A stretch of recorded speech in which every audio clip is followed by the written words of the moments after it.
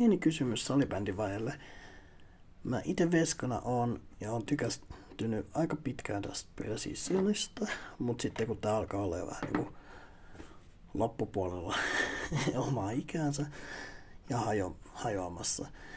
Onko vähän samankaltaisia muita kuin tää Precision? Koska mä tykkään siitä, että se on aika lähellä niinku näköä tossa noin, kautta kasvoja.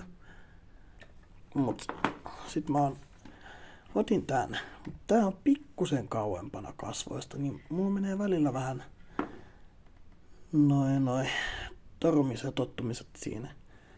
Eli onko jotain semmoista, missä tää kehikko olisi mahdollisimman niin kuin lähellä kasvoja kautta näköä, koska tämmöiseen mä oon aika lailla tottunut itse pelaamaan.